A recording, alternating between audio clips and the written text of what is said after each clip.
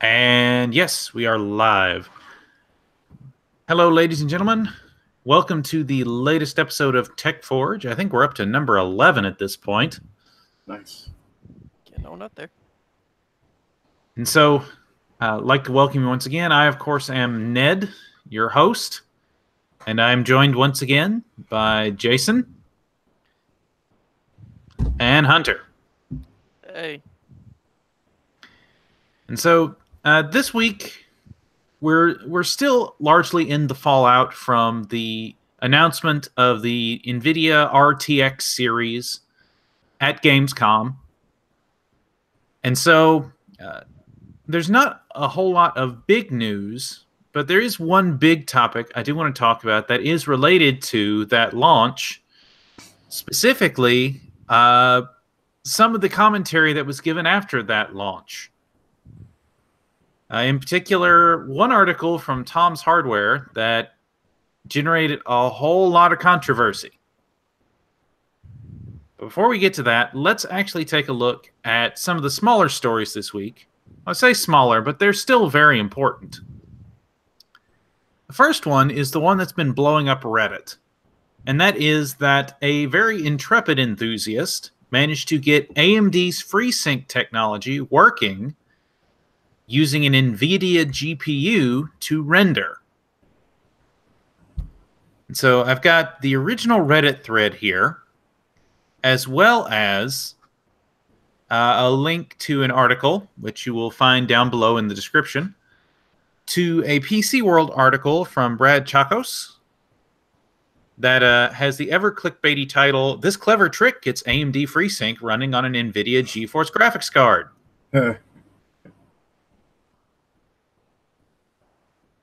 But basically, what the user who goes by the username ServeFate on Reddit is that he was able to get FreeSync to work on his FreeSync monitor using his GTX 1060 6GB paired with an AMD Ryzen 3 2200G APU.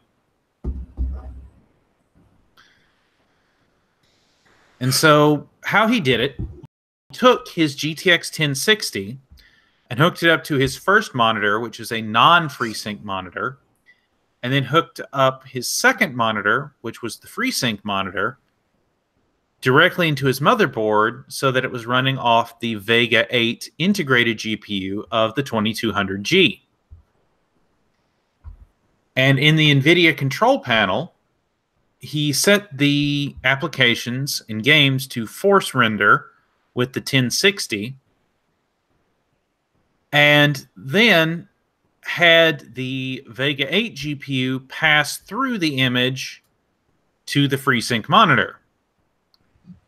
Now, why this works is because when the 1060 does all the rendering, although it doesn't do any actual FreeSync, it doesn't render any FreeSync data, when that data is passed to the Vega 8 to put it on the screen, the Vega 8 takes that data, wraps it up with a FreeSync wrapper, essentially, and then serves that FreeSync data to the FreeSync monitor, which is why it works.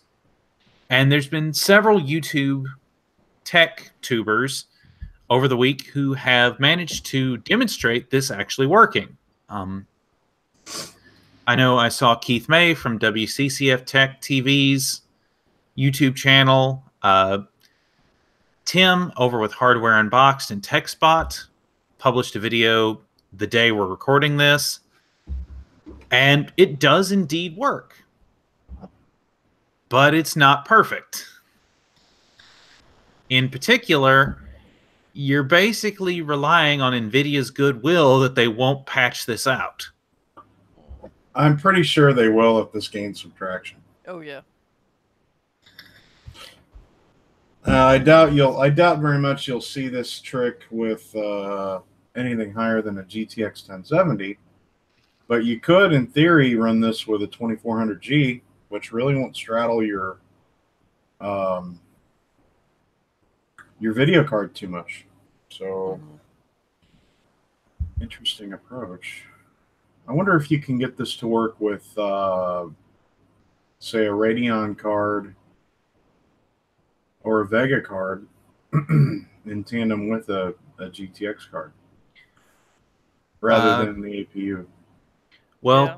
that's what Tim from Hardware Unboxed in his video that he released today, he was actually able to do exactly that using a GTX 1070 and a Vega 56. Interesting. He was going to use something hilarious. smaller, like an RX 560, but he had the Vega 56 on hand. Yeah. And he was able to demonstrate in the video that indeed, if you had a game that supports it, you can force the renderer to work on the 1070. And then he was able to put a afterburner overlay on that showed that when the 1070 was rendering, it was working at like 98, 99% utilization. And the Vega was sitting there at like 15 to 20% because all it was doing was just displaying it on the screen. Yeah, it was just a pass through essentially. So, but because it's acting as a pass through that supports FreeSync, it's able to take that data, put a FreeSync wrapper around it, and voila.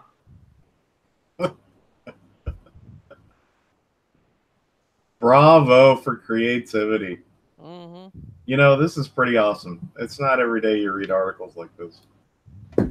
Bravo. That's awesome. But ServeFate in the original Reddit thread was able to test this with Batman Arkham Knight, as well as AMD's FreeSync Windmill demo. And like I said, Tim from Hardware Unboxed, he was able to test it using a couple of different games, the new Hitman, as well as I believe it was Middle-earth: Shadow of War. Unfortunately, there is a snag that if you try to use the Radeon card with the GeForce card, Windows 10 decides to play dumb on you, and it detects both cards as high power options. See, the reason the AMD APU version works is because the Windows 10 detects the Vega GPU as a low-powered integrated option, whereas the Nvidia card is the high-end, high-power option. Gotcha. So you're able to differentiate them within Windows. Whereas if you have two discrete GPUs, it sees them both as high-power options. Interesting. And so it gets a little more complicated. So you have to go to individual game support for split GPU rendering.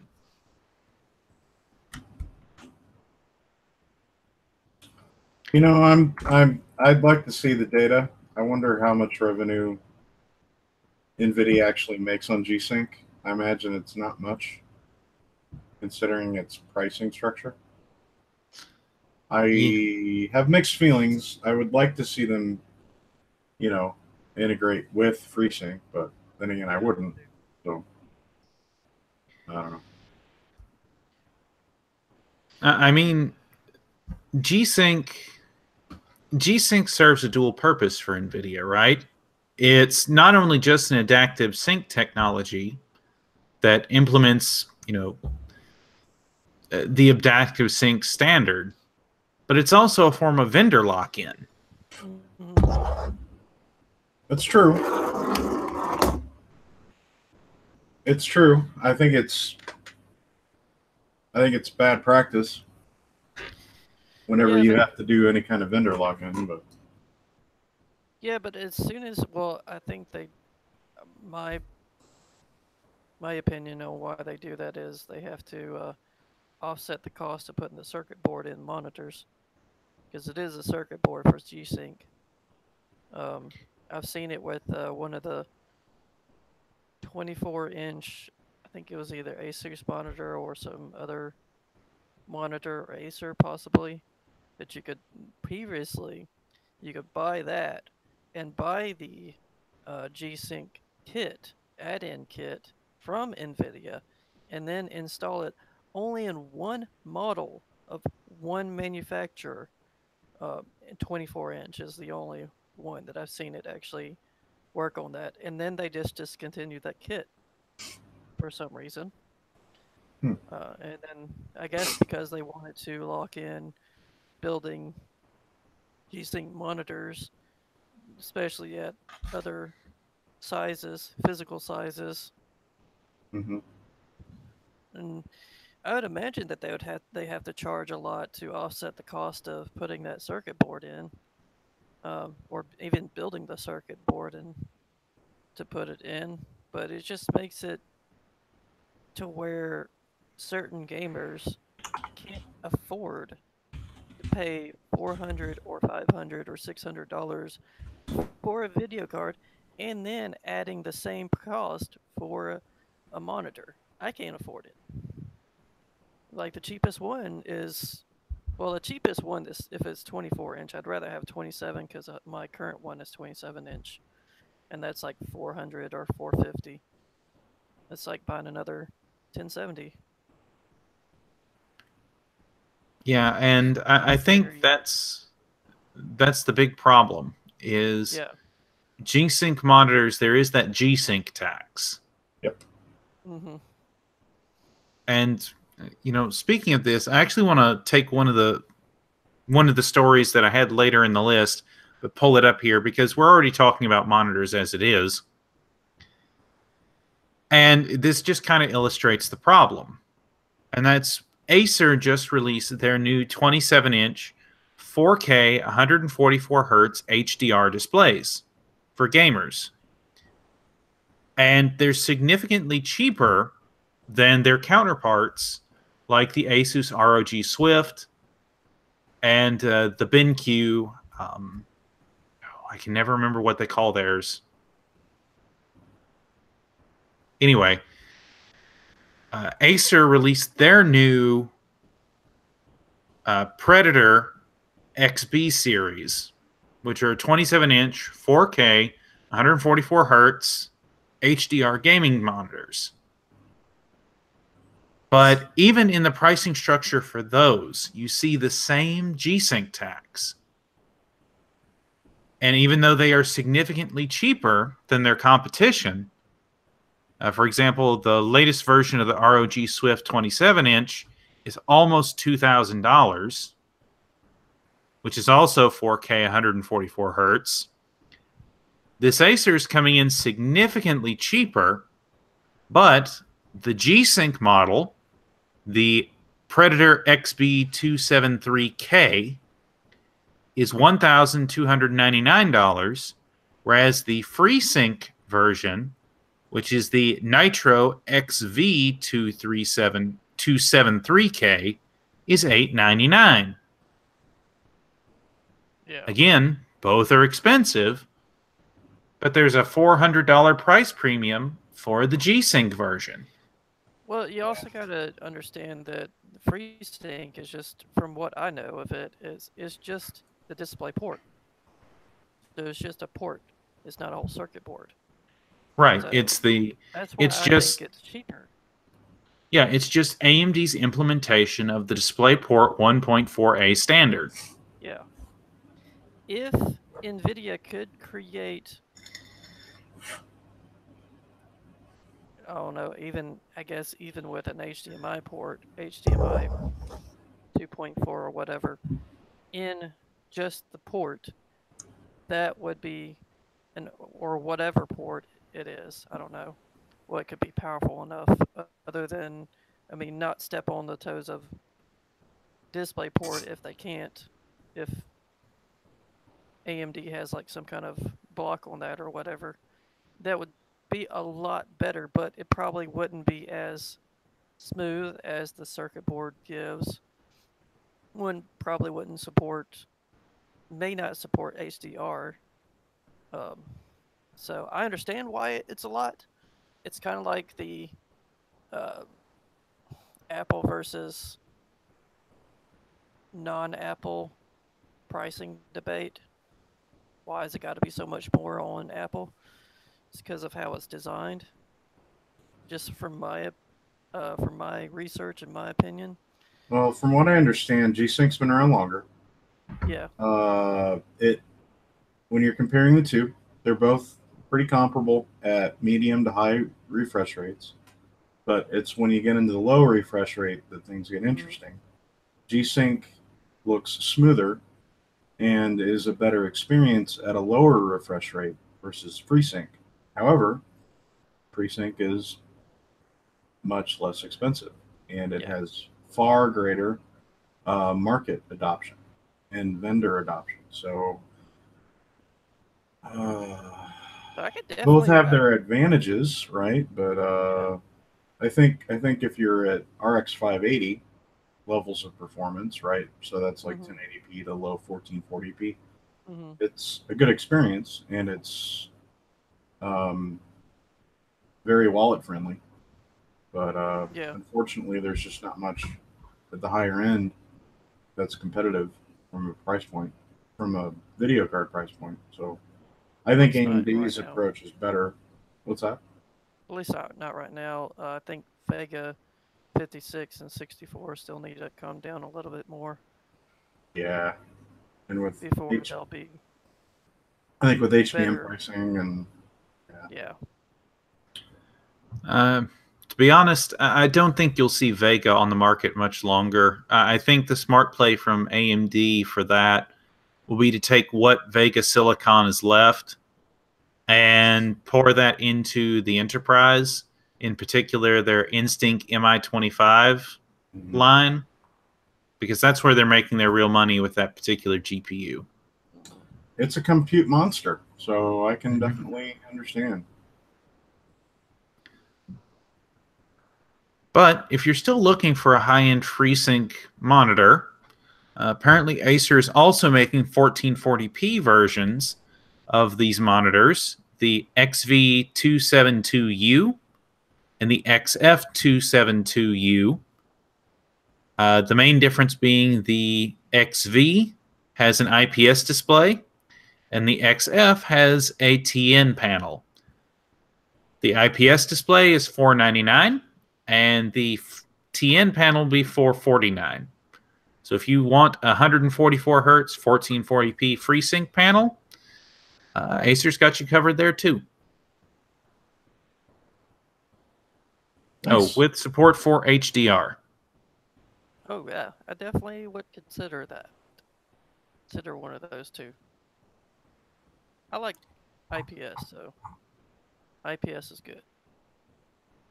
And honestly, I think one of the main misconceptions is if you have a FreeSync monitor with a high refresh rate, like 144 hertz, and you have a GeForce GPU, it doesn't mean that you're locked at 60 hertz or something.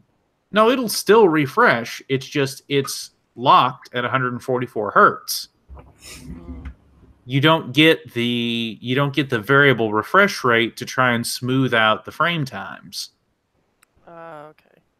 I was wondering about that. Yeah, your GeForce card will work just fine with a FreeSync display. You're just not going to get that variable refresh rate. Right. You still get the goodies of the FreeSync monitor. So I mean, typically your FreeSync monitors are going to have some gamer stats with them, right? They're going to have a better refresh rate, lower response time.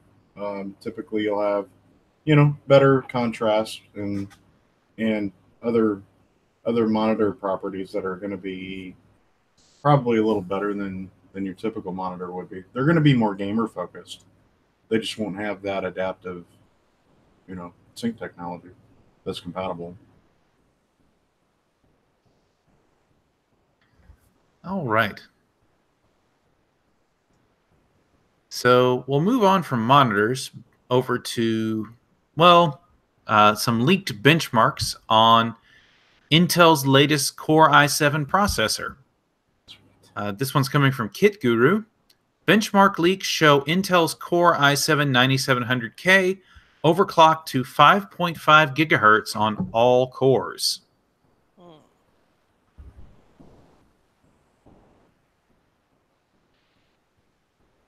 So this particular leak comes from the Chinese website cpu.zol. Apparently, these particular benchmarks were taken on a Z370 board, meaning that, in theory, the 9000 series Intel CPUs will be compatible with current Z370 motherboards, which is a good thing. Well, haven't there been some boxes that have been some box pics released of 370 boards that show 8-core compatibility? Yes, there has been some of those leaks, although the consensus in the industry was that when the 9000 series dropped, Intel would also drop the Z390 chipset. Right. Which doesn't look like much of an upgrade over 370. Maybe some additional features. Yeah, the main difference is supposed to be beefed up VRM to handle 8 cores, which apparently it seems like the Z370 can handle that anyway. But the 9700 here is supposed to ship with a base clock of 3.6 gigahertz, a single core boost clock of 4.9 gigahertz, and it looks like a total all-core boost clock of 4.7 gigahertz. But apparently, overclockers under a water cooler were able to push the 8-core, 8-thread processor up to 5.5 gigahertz on all 8 cores. Wow. And that kind of illustrates the other problem, or the other thing about the 9000 series. Remember, Intel is bringing out the i9 9900K for the first time to the mainstream. This is the first time we will see the Core i9 branding on the mainstream processors. So the i7 is going to be losing hyperthreading, which is going to be moving to the Core i9. So that's why the Core i7 is going to be 8 cores, 8 threads. That's a very controversial move. Indeed. And those things are going to be power hungry, especially if you're going to overclock them very aggressively. They're going to be extremely power hungry. I mean, we've already seen how power hungry the 8700K is with its 6 cores, 12 threads. Yeah. So adding 2 additional cores, even while taking away 4 threads, technically taking away 8 threads because, well, the 9700K and the 9900K are going to be the exact same chip, just one's going to have hyperthreading enabled and the other one won't. Basically taking the i7 to i5 trick. What's that, Hunter? More money for Intel. Pushing more money to get people who want the streamers and the video content creation people to get the i9, which I think the i9 is supposed to be like the enthusiast brand, enthusiast series.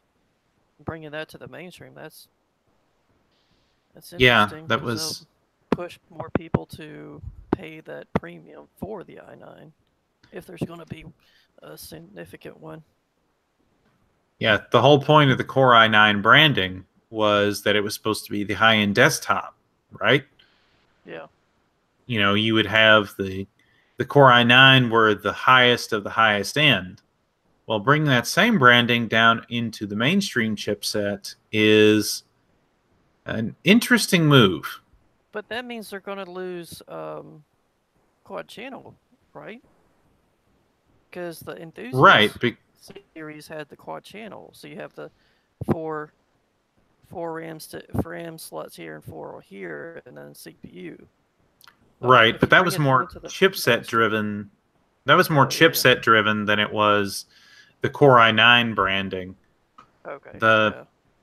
Remember, this is still running on the Z370/Z390 chipset, which, being the mainstream chipset, you're not going to get anything more than dual channel. Right. 16 PCI Express. Yep. Kind of seems like they're cheapening the i9 series then, because they're bringing it down from the enthusiast to the mainstream. Well, it's a response to Ryzen 7, Yeah. essentially. So thank you, Well, Ryzen. is it? Yeah, that's a great thing that AMD pushed out Ryzen and Threadripper. Speaking of Ryzen, the released Cinebench scores on this particular leak put the 9700K within striking range of the 2700X with a multi-core score of 1827 in Cinebench R15 and a single core score of 250.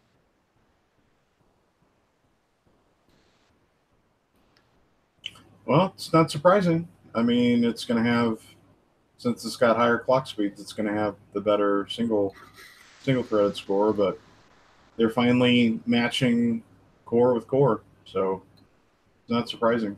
It's going to trade blows Mm-hmm. at the multi-threaded level.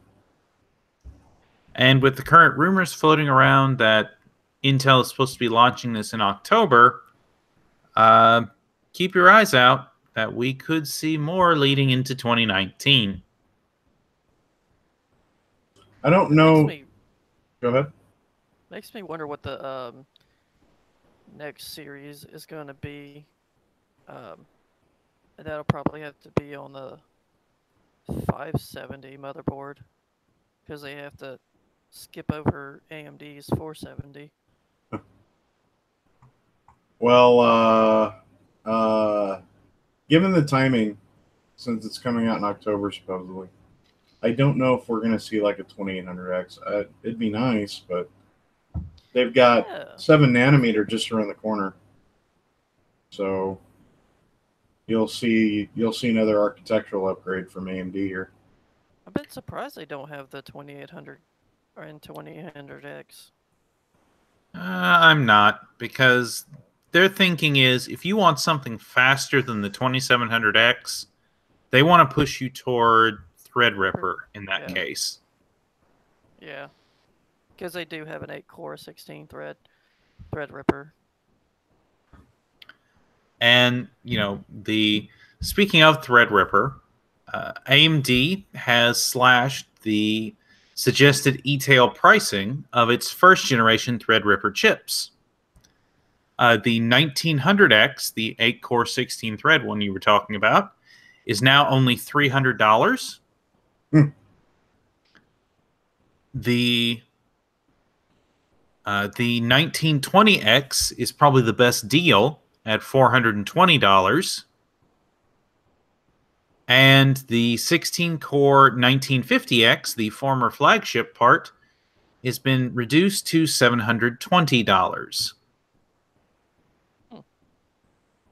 I'm surprised with all of the aggressive sales that there's still stock left. Honestly. There's not a whole lot left. I know on Amazon, the only Threadrippers that are available, at least last time I checked, were all from third-party sellers.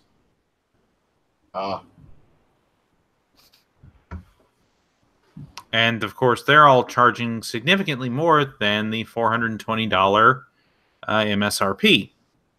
Yeah. That's surprising. There was a sale just a couple of weeks ago where the 1920X, for a little while, went as low as $249, but those were purchased up really quickly and then suddenly appeared on a lot of resellers.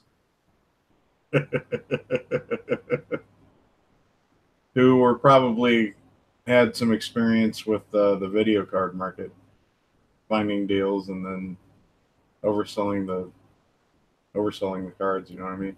Yep. Pretty savvy buyers out there. Yeah, if I check Amazon right now, the current price that's being asked for a Threadripper 1920X is $469.82 coming from a place called IPC Store. And the only other options are all coming from third-party sellers. Just get a Threadripper 2 or 2700X. Unless you can find a good deal.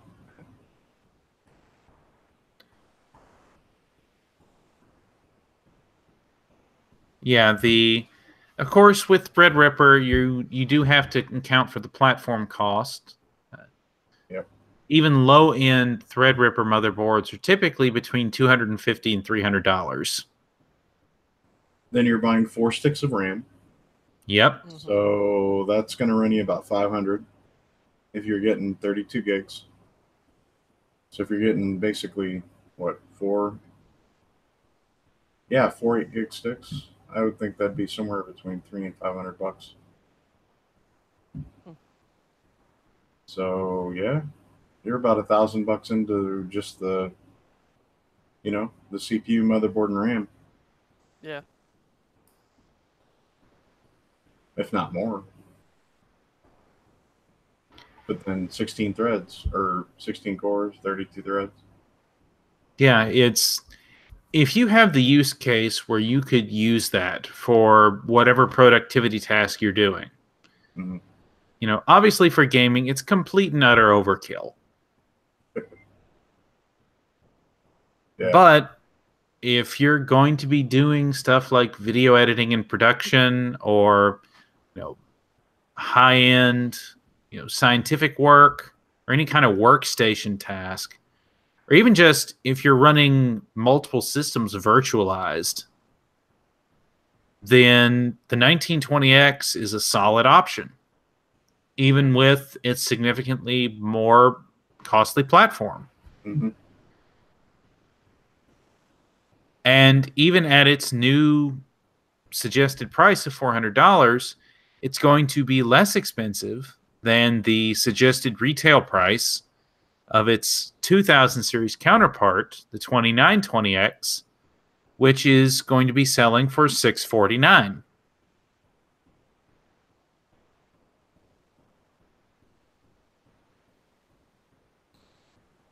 Completely agree, Mr. Ned. But I'd say for the average user, I've not found a workload yet that has caused my Ryzen 7 1800X, which is a first-gen Ryzen part, to choke. Short of throwing something absolutely ridiculous at it, like the IDA 64 stress test combined with a Prime 95 small FFT test at the same time. Combined with OBS, combined with World of Warships, combined with... Right. Unless you're creating some absolutely ridiculous, non-realistic workload. Maybe if you wanted to throw in a high-end Blender render. Why is my VRM heatsink melting? What's going on?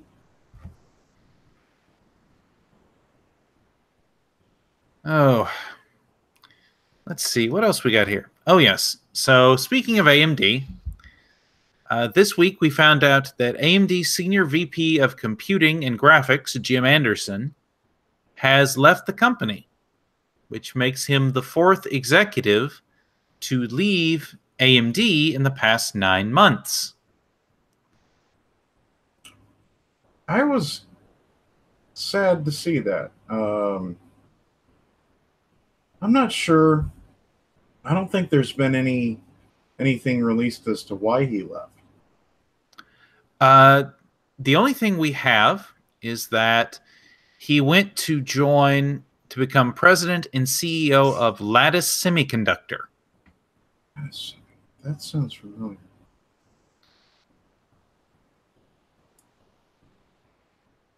Well, that's the only... So he was so high up. He was basically in charge of computing and graphics, right, at AMD. So I would think that the CEO position would be the next stage or the next promotion for him. Yeah, basically it's him moving up in the only way he can, which would be to move to a different company.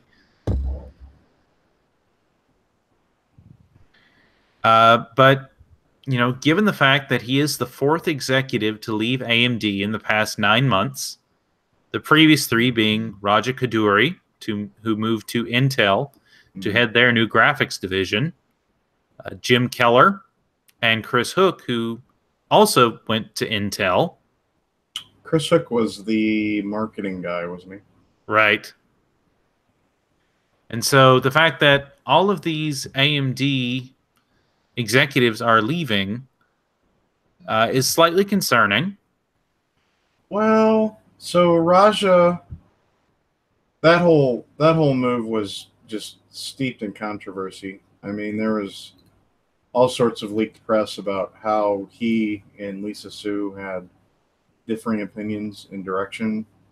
Lisa was mainly putting more R&D money into console customization and appealing to those customers, which is understandable.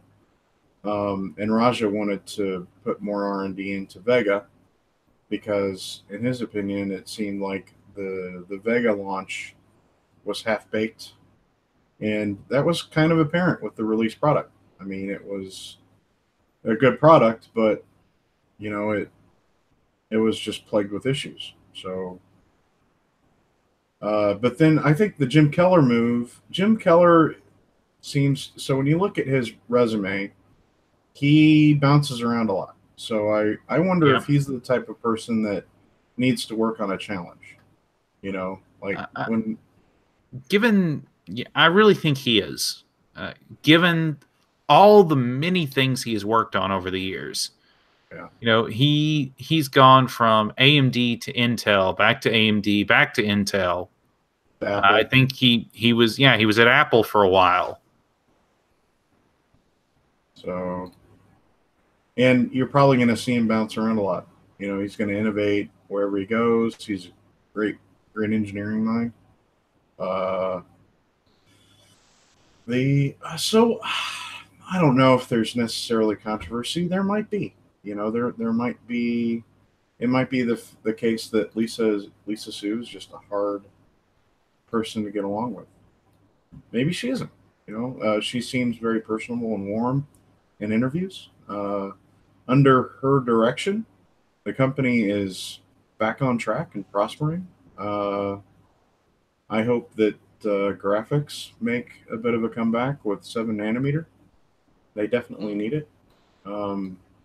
But they are doing well enough to stay afloat in the console and the compute sectors. So I don't know. They're definitely sticking it to Intel right now.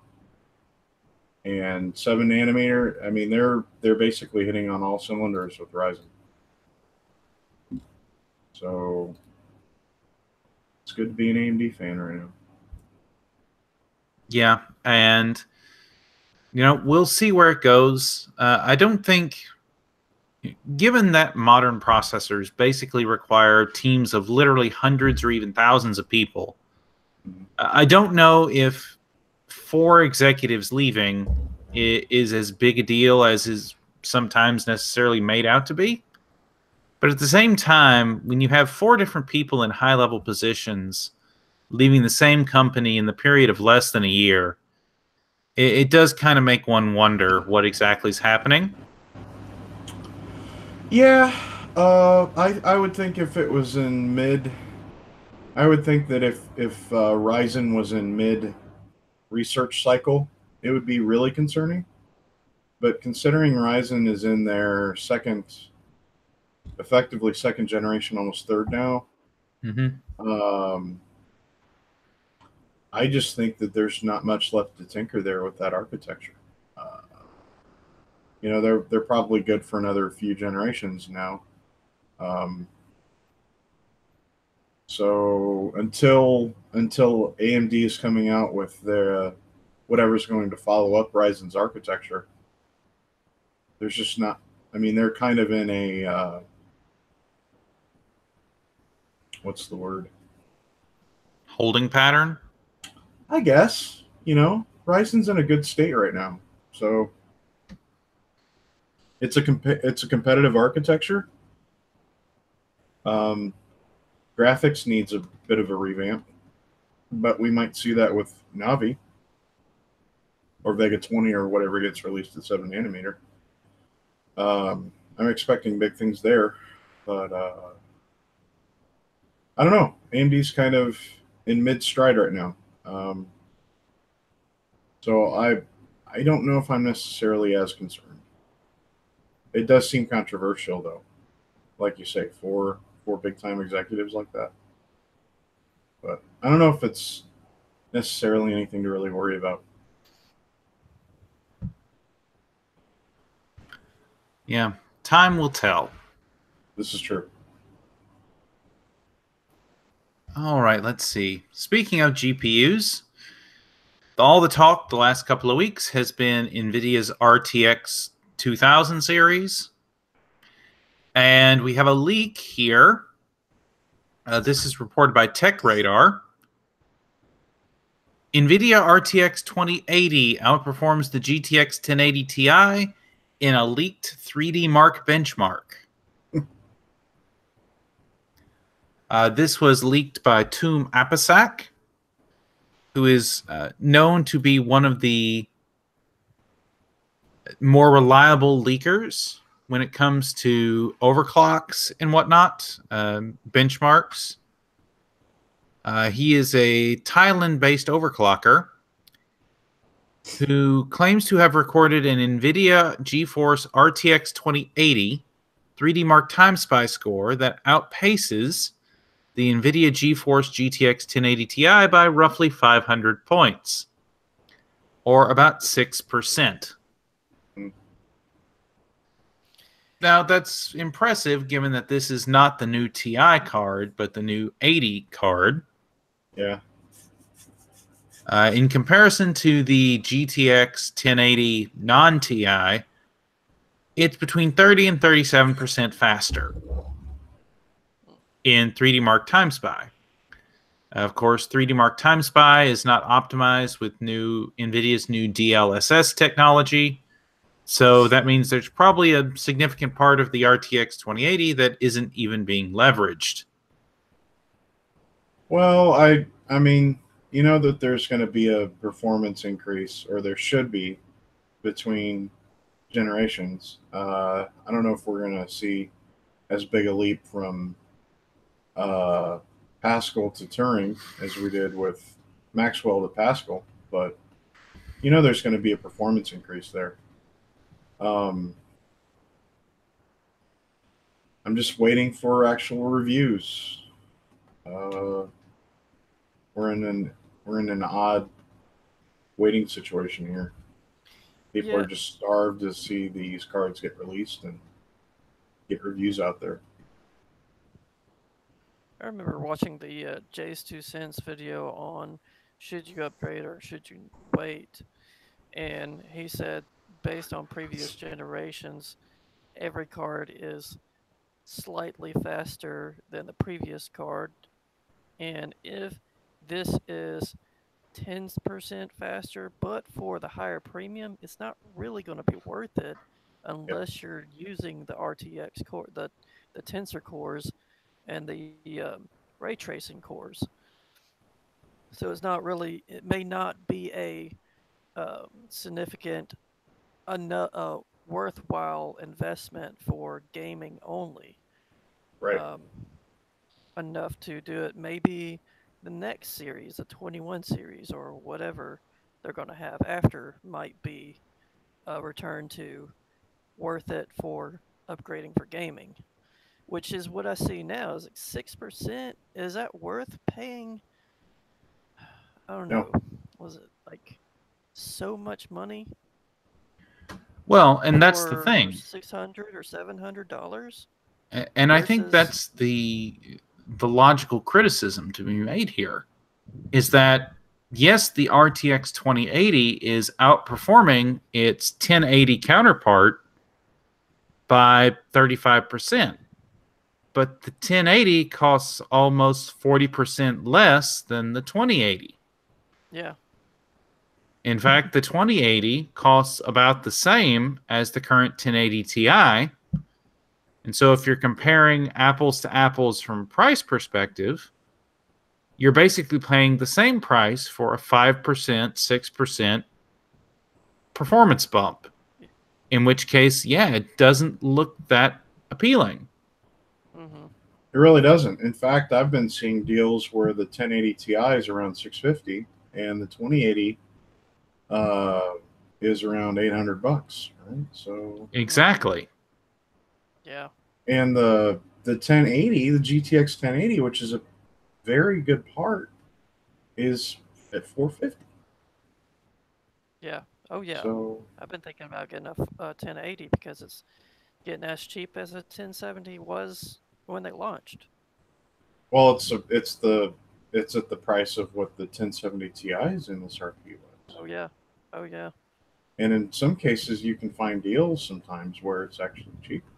Mm-hmm. So, and Yep. not like reference models either. Like they're decent. Mm-hmm. I want to say I saw an EVGA recently that like a For the Win that was 430 or something like that. Yeah.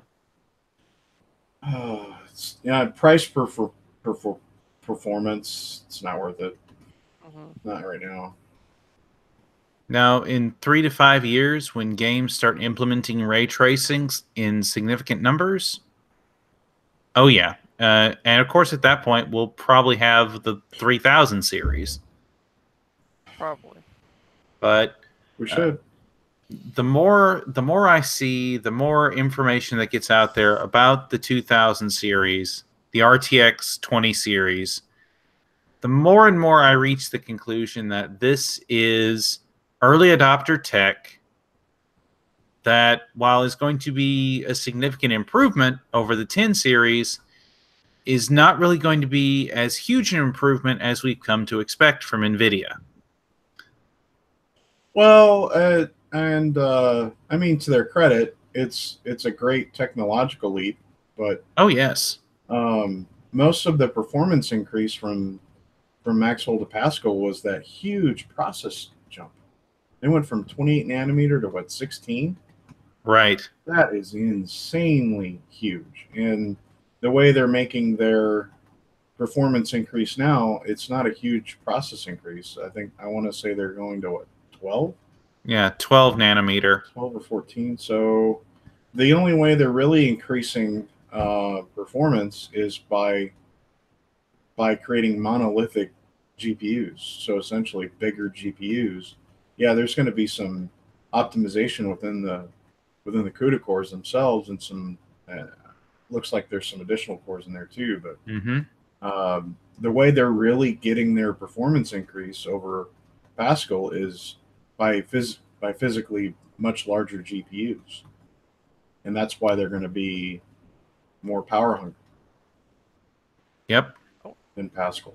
So that's where some of the cost is also coming from, not just R&D, but in the physical GPU just being that much larger, and DDR6 and everything else. So Mm-hmm.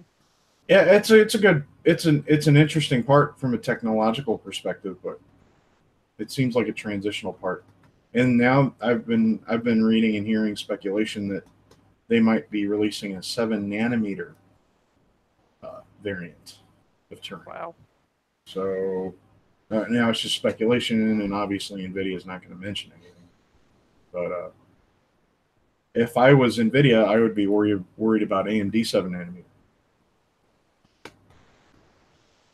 or at least responding to it in some way. Yep.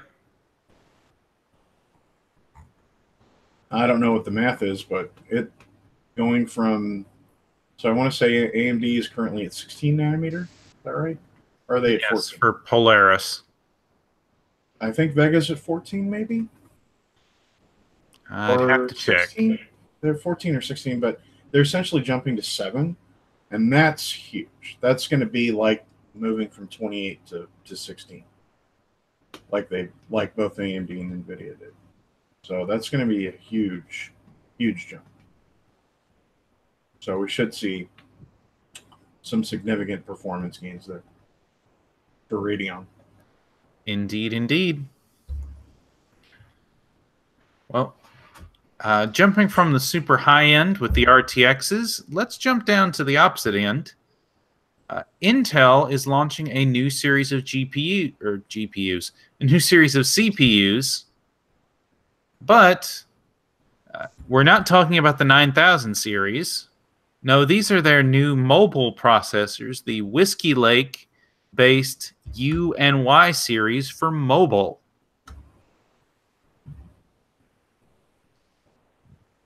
Basically, Whiskey Lake is going to be an iteration on the current 8th generation Kaby Lake R series that includes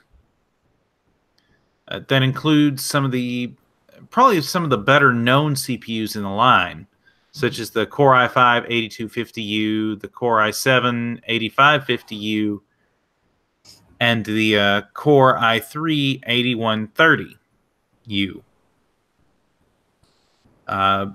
Apparently, with Whiskey Lake, they are improving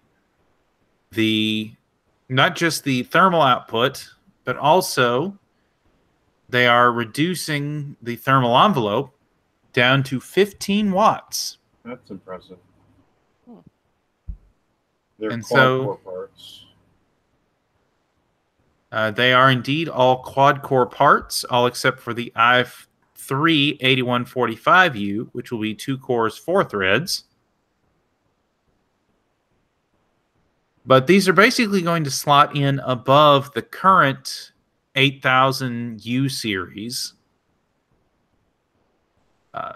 In particular, we will have the Core i5 8265U with a base clock of 1.6 gigahertz and a boost clock maximum of 3.9 gigahertz in a 15-watt TDP.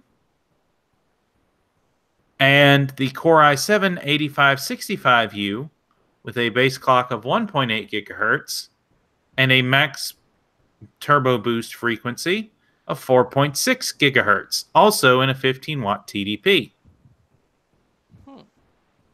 So basically just more options at the ultra portable level. By and large, yes. But also they're introducing new Y series processors as well. These were originally going to be called Amber Lake. And technically, I think they're still technically calling them that. But Amber Lake will be the i5 8200Y, the i7 8500Y, and the M3 8100Y.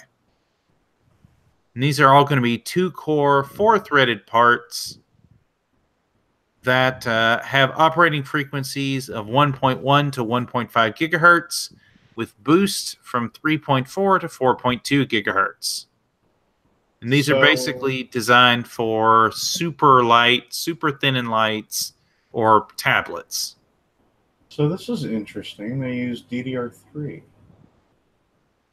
And in the case of the U series, they can also use DDR4. Yes. The reason they use the LPDDR3 is because LPDDR3 is technically more power efficient than DDR4 2400 megahertz. And as there's not been a low power standard released for DDR4 yet. And they'll have better cache timings as well. Interesting. So I wonder. I think these are still 14 nanometer parts. Could be wrong. They are the 14 nanometer plus plus. plus. Insert additional pluses ad nauseum. Emphasis on nauseum. One thing that I thought was interesting, in particular, it'll catch your attention, Jason.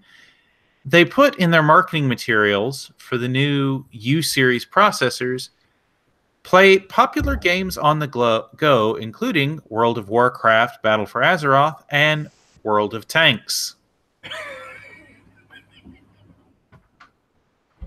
This is particularly interesting to Jason and I, as we are both avid players of World of Warships, a sister game to World of Tanks.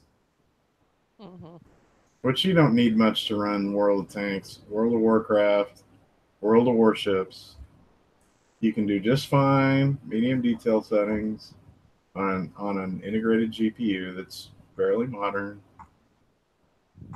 about 40 to 60 frames per second. I've got a 2400G, and with 2600 megahertz RAM, it runs 80 frames per second on medium detail settings, and it looks just fine. You know, somebody could take one of these low-powered CPUs, put it into I don't know if you, a warship in a case, and build a World of Warship computer. Oh my gosh. You just had to go there, didn't you? My You had mind to, went there. you had to There put is- Mr. Hunter Motter hat on. What could I do with this thing? There is a cruise line ship case. It doesn't float. Linus already found that out. Yes, the Leon Lee yacht. Yeah. So if somebody can take that yacht case and then just like build like cannons on it and make it into a ship, a World of Warship ship, then they can build a computer out of it with a low-powered CPU. Your gears are already turning, Mr. Hunter. I can see them right through that webcam.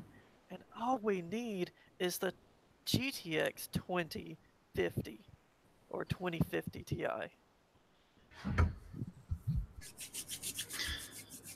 Your wheels are turning. You're going to be breaking out that solder gun. I really hope Nvidia comes out with the 2050, 2050 Ti, and 2060. They'll have those parts. I don't know if they'll have a 2050 Ti, but they'll have the 2050 and 2060. They've already or there's been some leaked press about that. Oh yeah, isn't that. it going to be 2065 gig? Which is like seems to be a random number. I think potentially, but I think they'll keep 6 gig. I don't know. Well, remember, there was the 2065 gig that was produced exclusively for the Chinese market. Yeah. Wasn't that the 1060? Yeah, of the 1060, there was the 1065 gig that was produced exclusively for the Chinese market and was largely marketed toward internet cafes. Yeah. Yep, I remember that. 1065 gig. You can, if you're really expeditious, you could go over to Alibaba or AliExpress and you can actually buy those. And they are significantly less than a normal 1060. And it's not a ripoff, as some other people have found out. That AliExpress actually does have video cards that are what they say they are. You just have to wait 3 months for it to ship from China. Unlike what you get from Wish. You want a 1060 from Wish, it's probably a 760 or 750 Ti. Yeah. Flash to be at 1060. I'm surprised they didn't release any DDR4 variants of the 1060. Yeah. Oh, Nvidia got enough of a browbeating over the DDR4 variant of the 1030. Rightly deserved, in my opinion. Oh, Most definitely. That was a very bad move. That was not ethical. Yeah, when you have a part that cuts the memory bandwidth by a factor of 4, at that point you shouldn't be using the same naming scheme for it. Right. It should have been the 1010 or the 1020. Yeah. Completely agree. I kind of wish that they had like DDR4 sticks put on there, because then you could just take the sticks off and put it in your computer. They used to do that with some of the really early cards. They actually had swappable RAM sticks that you could, or swappable SODIMMs, so that you could upgrade the VRAM buffer. GDDR sticks. That's next.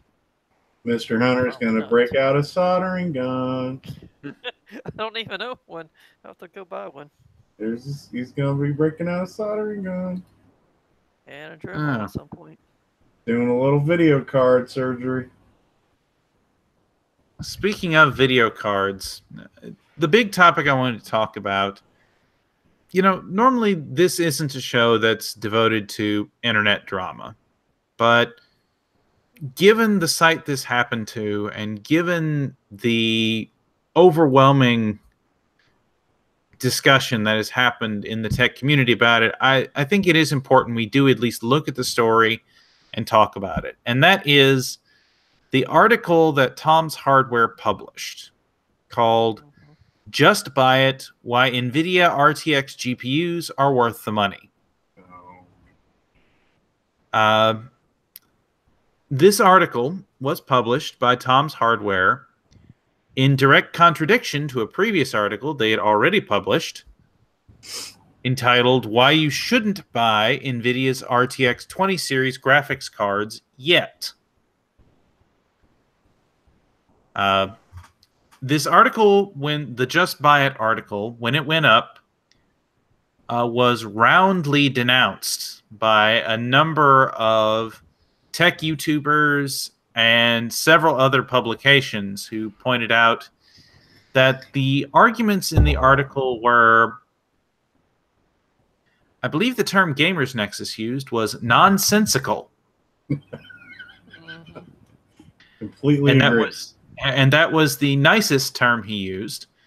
We do include a link to the Gamers Nexus response. Warning, if you are sensitive to strong language, I would recommend you do not watch that video.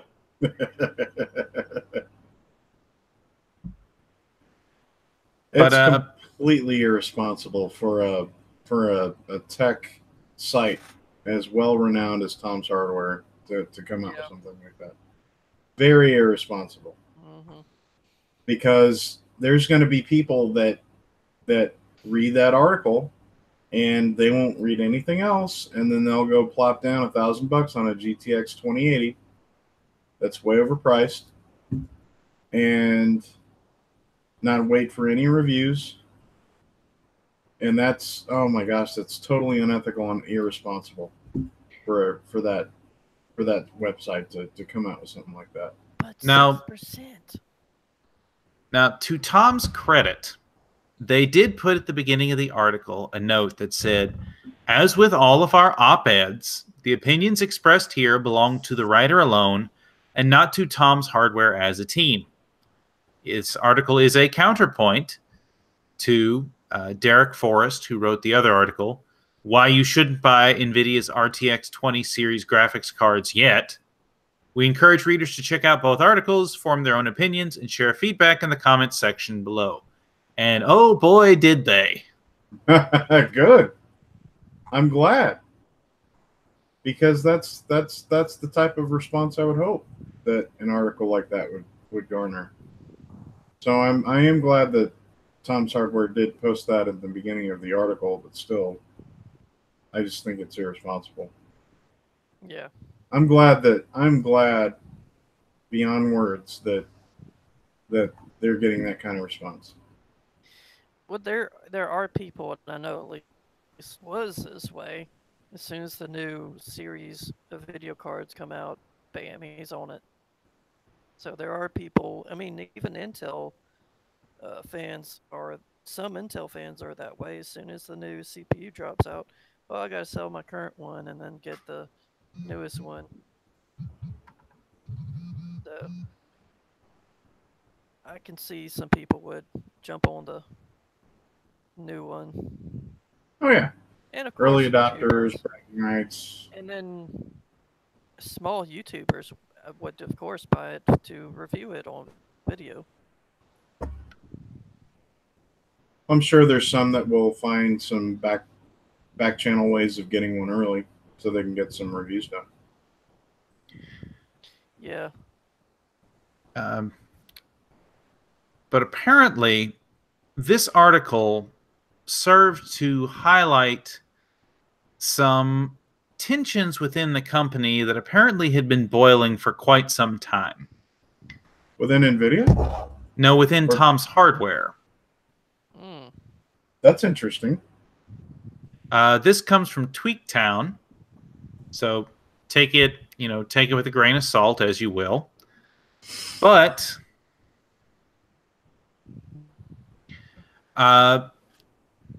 apparently there is some tension between the new editor-in-chief at Tom's Hardware, Avram Pilic, who wrote the Just Buy It article,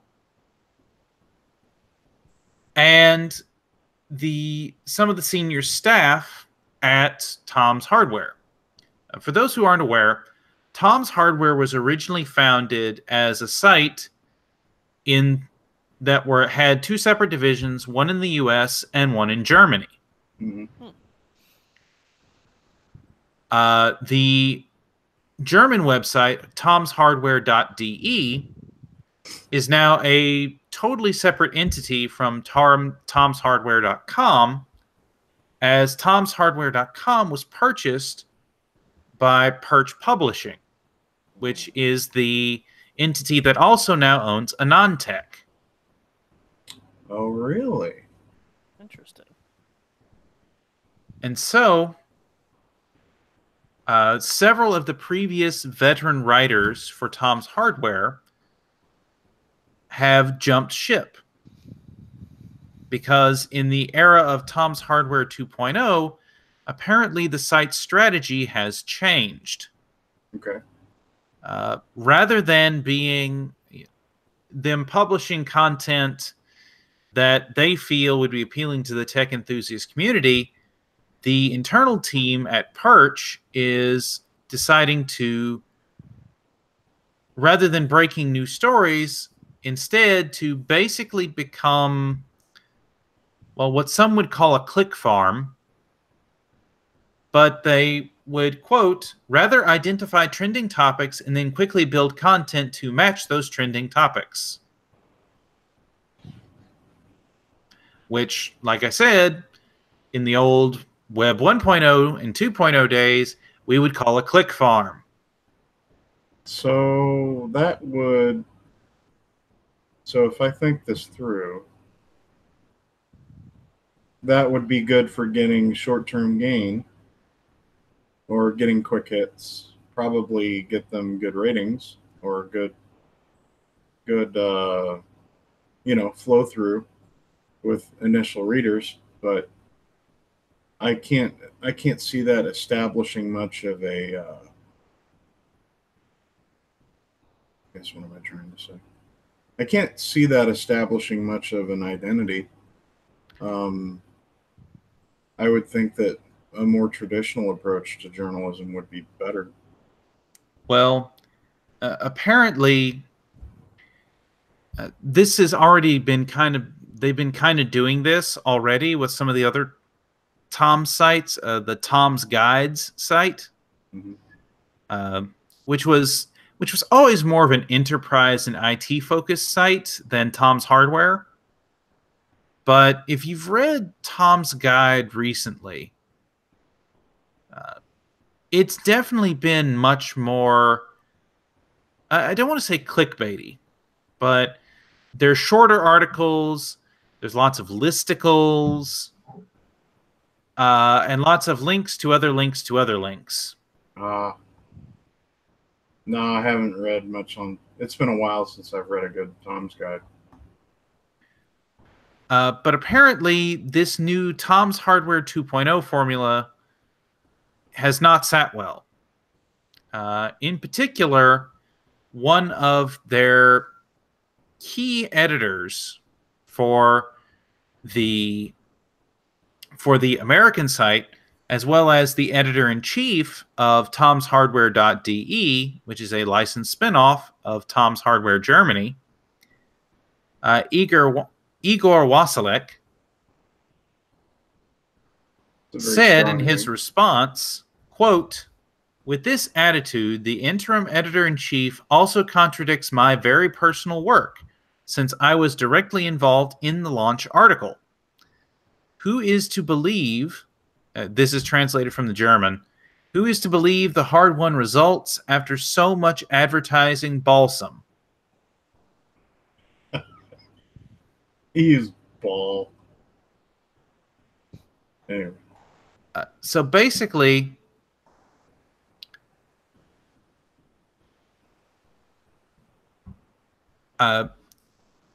what Igor is saying, if you've ever read any of Igor's articles on Tom's Hardware, Igor does some very, very good technical work. Like, his testing is extremely thorough.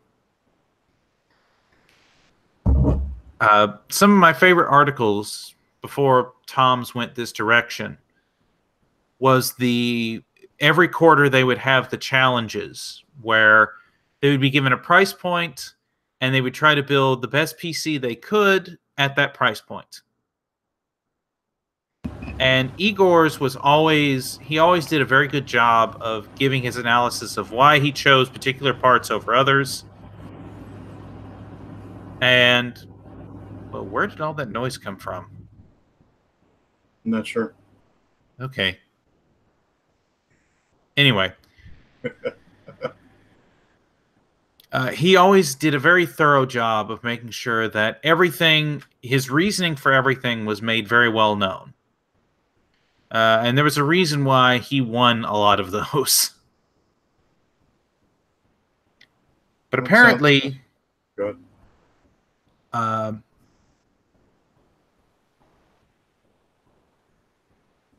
Apparently Igor, in the Tom's Hardware forums, to quote Tweaktown here, went nuclear on the article.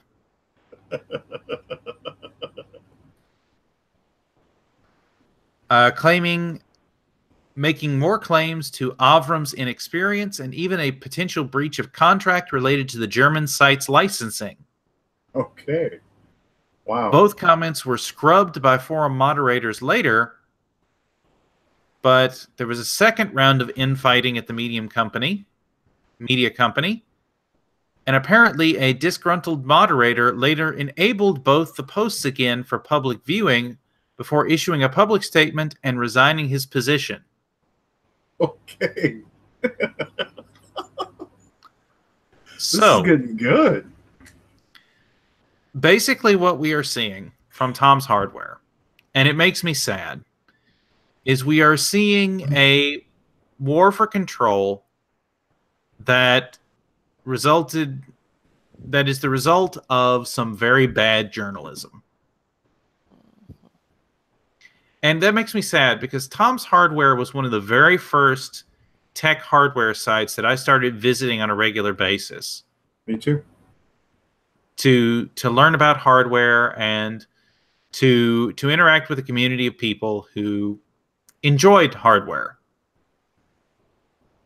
And admittedly, I've been going to Tom's Hardware less and less ever since they were acquired by Perch Publishing.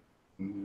Because their model for publishing content is not nearly what it once was. Well, it was very well written. But I mean, back in the day, they kind of wrote the book for the early tech journalism segment. I want to say we had Tom's, we had socketa.com. We also had a good Nvidia based site early on. A non-tech. Yeah.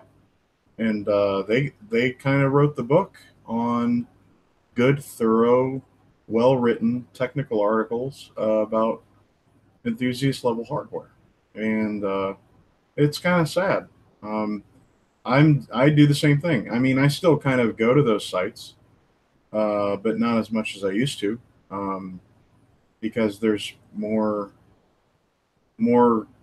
good, thorough content on YouTube or other sites like HardOCP or I want to say Guru 3D maybe. Some of the other overclockers.com is a good one.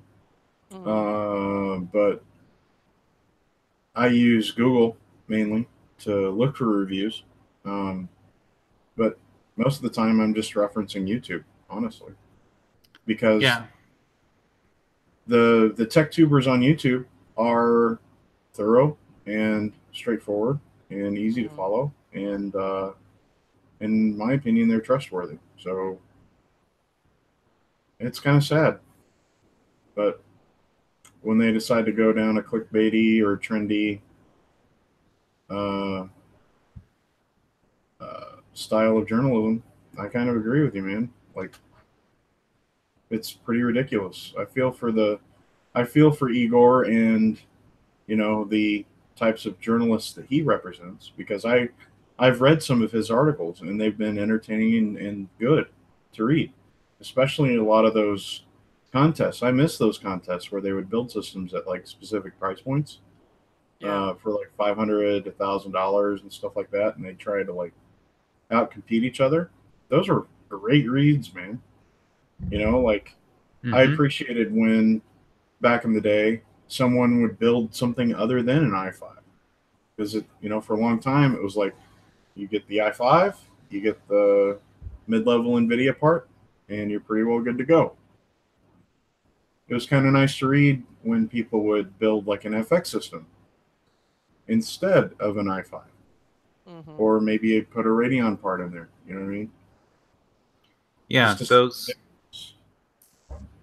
Those three-way battles. It was usually Don, Paul, and Igor who were doing those articles, and each one would have a very unique approach to their particular build style, and it was always kind of funny to watch them. Well, this didn't succeed last quarter, so I'm going to tweak this. Yeah. And you could feel the passion. They are passionate about PC hardware. They're passionate about building systems. And not only making them look great, but tuning them. And you could feel that when you read the article, which was, in my opinion, part of the appeal. So it's kind of sad to see that they're kind of getting to the state, you know. I'm sure that if these journalists decide to move on, they'll do well. But it's sad to see that Tom's is in this kind of a state. It is Now, entertaining though, but it is sad to see.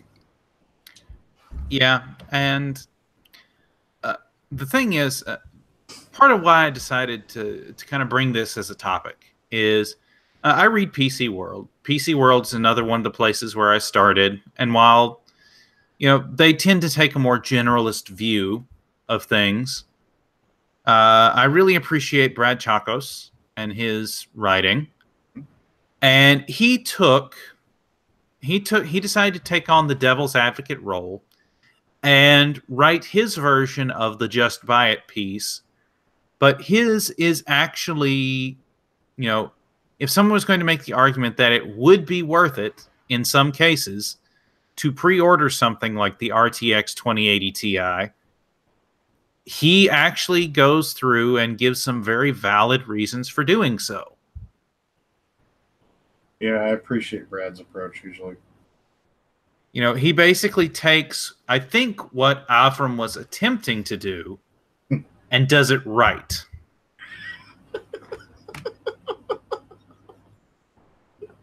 I love you, Ned. I mean, he talks about, maybe you are one of those at the high end who does, value having high refresh rate 4K. And Yep. let's face it, there's not any card out on the market that can currently do high refresh rate 4K. Even the GTX 1080 Ti in most AAA games struggles with 4K 60 FPS. Yeah, you've got to really tune it and overclock it. Got to really tweak some settings. You're not going to run ultra. Mm-hmm. And now that we finally do have 144 hertz 4K displays, we're going to need something to drive it. And right now, the only thing that can is the RTX series. And it's I mean, it's looking like RTX 2080 Ti is going to be able to do that, fulfill that use case. Honestly, so from that use case perspective, I can understand that, but per blah, blah, blah, price per performance, not quite there.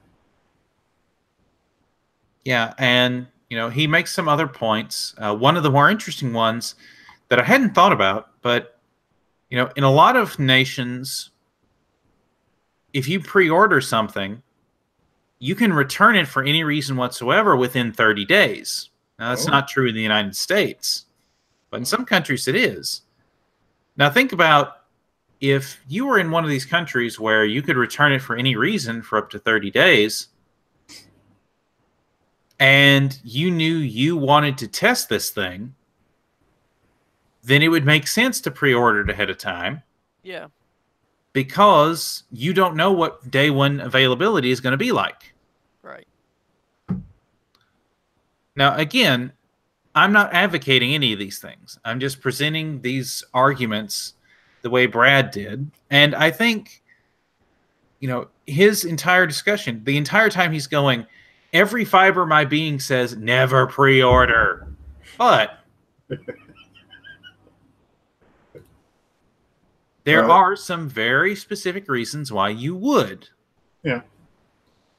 It's just the way they were articulated in Avram's original article came across nonsensical.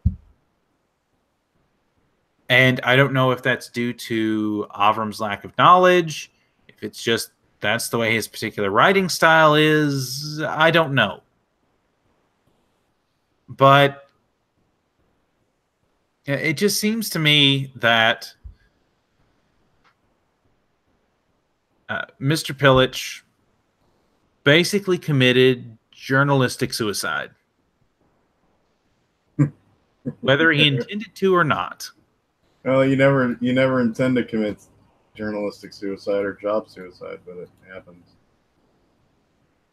I don't know how much longer we'll see him as editor-in-chief there at Tom's Hardware. My guess is not long. Yeah, probably not. But I don't know if Perch Media will see the light and move back to a more traditional style for Tom's Hardware. But the optimist in me wants them to. Because I'd like to see that too. I remember the heyday of the site. I remember when Tom's approved or Tom's editor recommended award really meant something. Yeah, I just don't see that right now.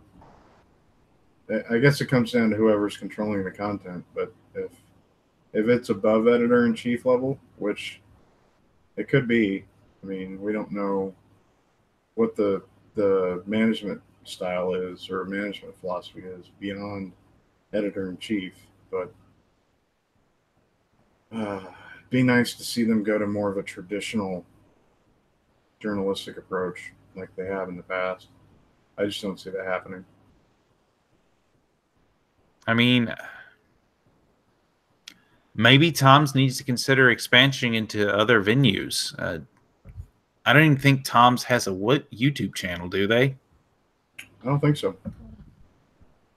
I want to say the German site had a YouTube at one point. I believe they did. I remember referencing some articles there.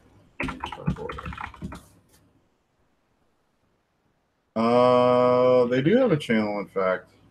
Okay. Yeah, but most of their stuff is very old. Is it? 3 years ago is the. Wow. Yeah, that's automotive though. 3 years ago for graphics. And a lot of this looks like convention coverage. Yeah. A8 7600. Oh my gosh, man. R7 240. GTX 680. Right. LG G3. iPhone 6. Yeah. CS 2015. Anyway, let's move on to slightly more pleasant things. Yeah. This week, we got a number of hardware deals for you to look at. First of which is one from Newegg. It is a Power Color Red Dragon Radeon RX 580 8GB graphics card. Well, what's special about that? Well, currently, you can purchase it for $239.99, which is not that special in and of itself, except that it does come with a $20 rebate, meaning that you could get a 8GB Radeon RX 580 for $220. That is well below the MSRP of $249. Well, it means 1080, 60 FPS. We're better for $220. That's a pretty solid deal. Yeah, it performs roughly on par with the GTX 1060. If you want to be really technical, the GTX 1060 is between 5 and 7% faster, but in everyday gameplay, unless you have the settings cranked so high that you're right on the border of 60 FPS anyway, you're not going to notice it. Yeah. Mm-hmm. But it comes, 8 gigs on board. I have a pair of RX 480s, which are basically the same thing as this 580, except this 580 is clocked higher. That's the only real difference between the two. Yeah, that's all the 580 is just an overclock 480. Yeah. This particular model comes with a boost clock of 1350 megahertz. Given that most RX 480s can overclock to around 1400 megahertz, you could probably easily get another 50 to 100 megahertz on that.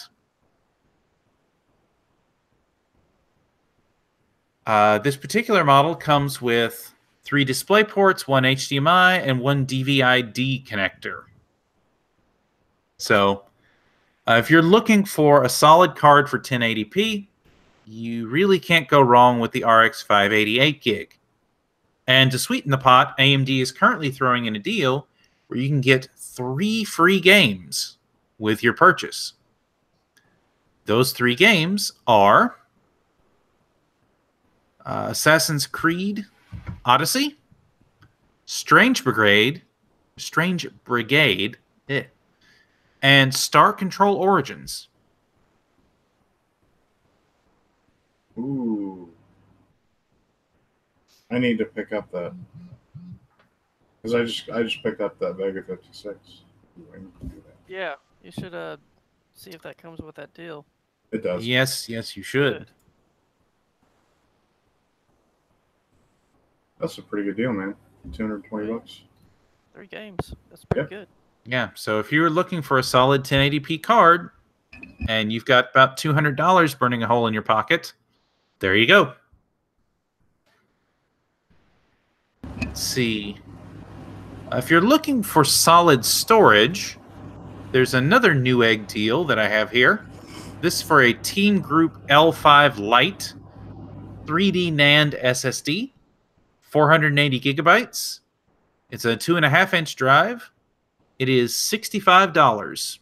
That's a steal. Yeah, 500 gig SSDs are coming down to either close to 100 or less than 100, depending on what speed you get. But it's doing really good, and even 1 terabyte SSDs are some SSDs are 149. I've seen one for 169. The one we talked about last time was 169. They're doing really good in pricing, getting down to where people can buy 1 or more. So that's definitely awesome. Now, this is not going to be the fastest SSD out there.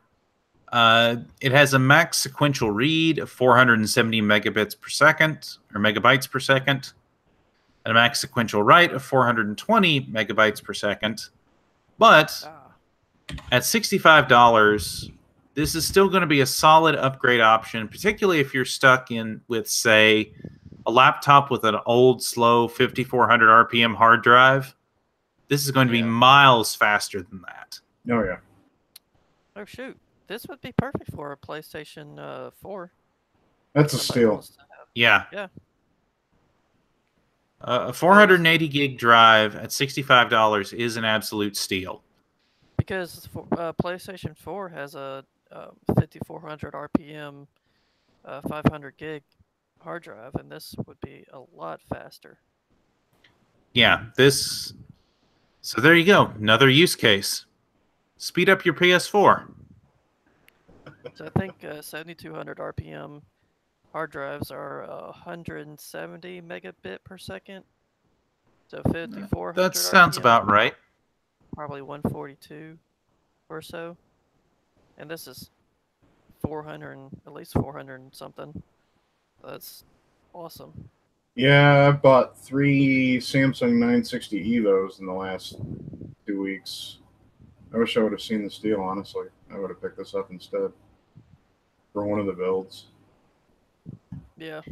What it could have right? Yeah, for a budget build where you need a solid combination between mass storage and speed, I think this one's pretty much a winner. If you're not playing that many games, this could be an all-in-one hard drive for an OS and for a couple games. For an OS only and maybe some media storage like drivers and stuff, this will still be a good SSD. Yeah, and 480 gigs. Yeah, it's just solid. Yeah. I have my current OS SSD is 240 gig, and I'm almost full on it. So I'm either going to reinstall Windows or I'm thinking of going up to a bigger OS drive. Well, here you go. Yeah. Well, so there's been some analysis, pricing analysis done, and the expectation is in 2019 SSDs are supposed to come way down in price, like nice. 1 terabytes for $100 or less. Nice. So, and honestly, I've gotten so fed up with hard drives anymore. Yeah. I'm not even dealing with hard drives anymore. I'm just primarily building with SSDs now. Yeah, that's what I want to do. My next build, my next main rig is no mechanical hard drives, just solid state, because it cuts down on the size and it cuts down on the weight of the whole computer. The only thing I'll use hard drives for anymore is archival storage. Yeah. That's the only thing. I'll get an external, 2 to 4 hard drive USB-C dock, and as soon as I fill up the hard drive, I'll put it on the shelf somewhere. Yep. Can't blame you there. Yeah, SSDs are just so much more reliable. I know they're more expensive per gigabyte, but the benefits that you get from reliability, performance, and power consumption. And some of them have a 5-year warranty. Yep. Just far outweighs, hard drive use cases anymore. Mm-hmm. I would agree. Alrighty. And our final deal for this week, this one comes from Amazon, is the Kingston HyperX Alloy Elite. This is a mechanical gaming keyboard that has Cherry MX red switches and a red LED backlight. It's on sale for $79.99. That's pretty good, because normally mechanical keyboards are like 130 at the lowest, 150 or more at the highest. Yeah, $80 for Cherry MX Reds. You can find cheaper but it coming from HyperX, I've used HyperX products in the past, and they're generally pretty solid. And, you know, my Logitech G15, as good as it is, it's getting really long in the tooth, and it's still rubber dome switches. And having used mechanical for other things, you can really tell the difference. Once you get used to using a mechanical keyboard, it's really hard to go back. Yeah, just like with hard drives to SSDs, I've pretty much moved on to just pretty much primarily getting mechanical keyboards for just about everything now. And even it looks like even the Cherry MX Blue and Cherry MX Brown switches are the same price for the Alloy Elite. So yeah, if you would rather have the clacky keys of an MX Blue, or you'd rather have the quieter but still kind of clacky keys of an MX Brown, or if you prefer the red, the linear quiet keys of the MX Red, you can have your option. That's a good deal. Mm-hmm. I might think about this because I've been thinking about going with an RGB though. Yeah. Yeah, unfortunately, the RGB is not covered in this sale. The Alloy Elite RGB is full price. This Alloy Elite also has a conveniently USB 2.0 pass-through, which is pretty nice. Yep, and it also comes with a built-in wrist rest. Yeah, that's also really good. I have one that attaches onto my old Satec sideboard. I don't even know if Satec is around anymore. Red backlit keyboard. It's attached. You have to manually attach it with clips. This I like it because it's looks like it's built onto it. Nice. All right, and I believe that is everything in our show notes. So, anyone else have any last-minute things they'd like to discuss? I've got some videos coming. You see the tripod behind me. I'm gonna be. I've got 3 videos definitely coming. Maybe a 4th because I'm looking at replacing my P3 case with an everyday normal mid tower case. So I've got an A1 build coming. I've got the Chopin back there. I've got a cable routing video coming and maybe a new build video for my everyday driver. So that stuff's coming. I just haven't had time yet. Speaking of, can you show us the Chopin build real quick? Because it's cute. Oh, yeah. Hold on.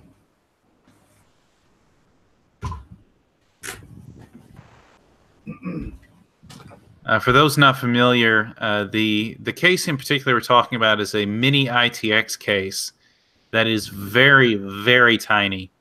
Yep. And it is, there we go.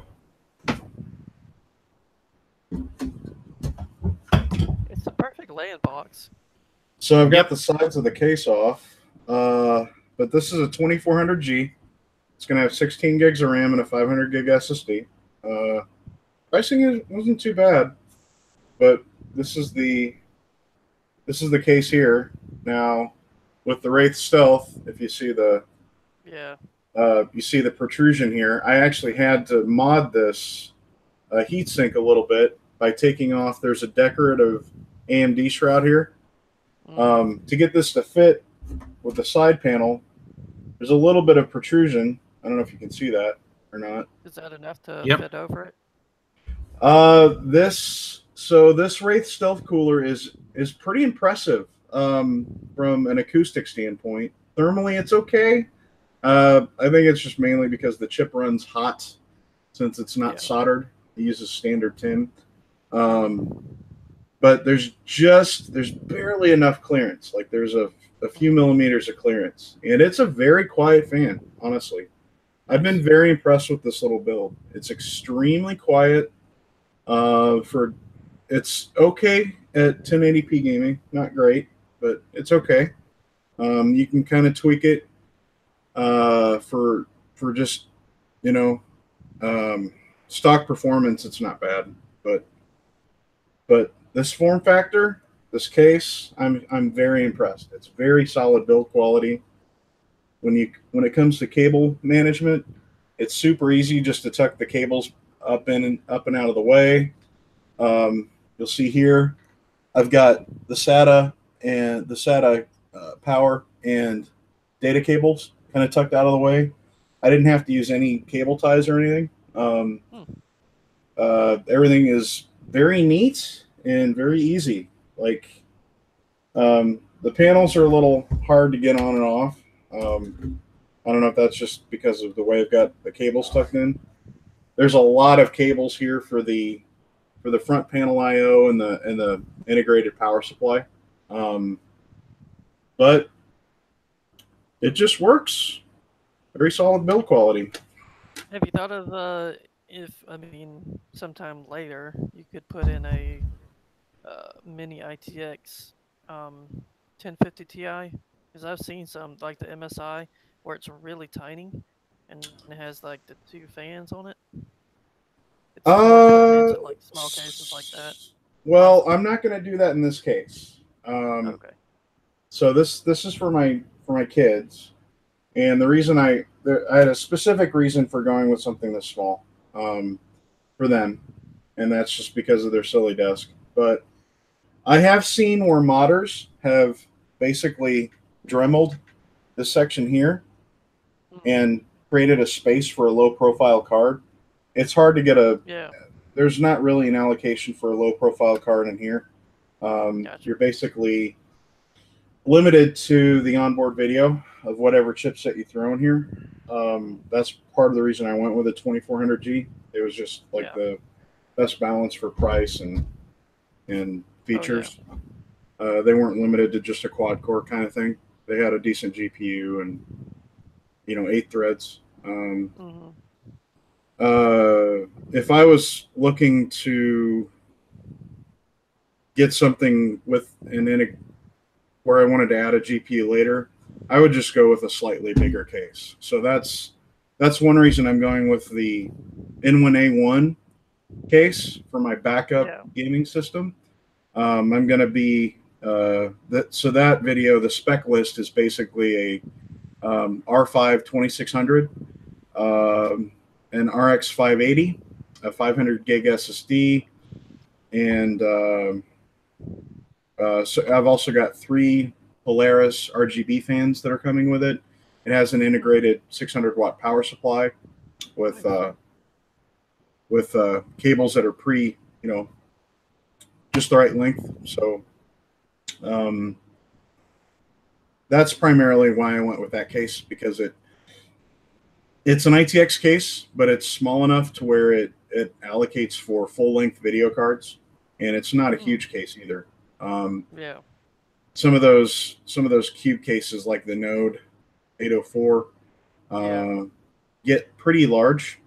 The NZXT H200i is a really good one, but that's kind of encroaching on like mid tower or mid ATX, like some of the smaller mid ATX cases. And I think for ITX, you want something a little smaller. So I'm looking forward to the A1 build for that. But yeah, I mean, overall, this is a heavier case. Like, this is all metal. And I don't know if you can hear that, but this is all metal, man. This is and this case itself was like $80. So, and I got a good deal on the ASRock Vitality 8 or B450 board that was in here, as well as the RAM. I think I spent around $550 altogether. Nice. Now I've been running into some issues though. For example, I had an issue. I was trying to save money by going with an M.2 SSD and with a 2.5-inch 5400 spin hard drive. because I was trying to get AMD's Store MI to work. I couldn't quite get it to work in this build, and so I went ahead and I went with an easier option to just go with the SSD, and Yeah. I'm still kind of playing around with the RAM. I don't know if it's the sensitivity of Ryzen first gen with memory, but the G-Skill Aegis RAM, which is pretty good, low cost RAM. I don't know if you can see it, but this is the 3000 spec, the 3000 megahertz RAM.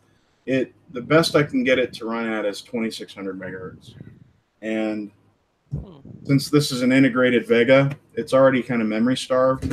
I want to try and get 3000 or 3200 megahertz memory to work. So I've got one other kit of 3200 megahertz G-Skill RAM, which I've got running every day in my 2700X, no problem. I'm going to try it in here, and if that works, I don't know what I'll do. I've got a 32 gig kit coming for this thing anyway. I'll probably just throw that 16 gig kit in here, and then I'll see what I can do with this 16 gig kit.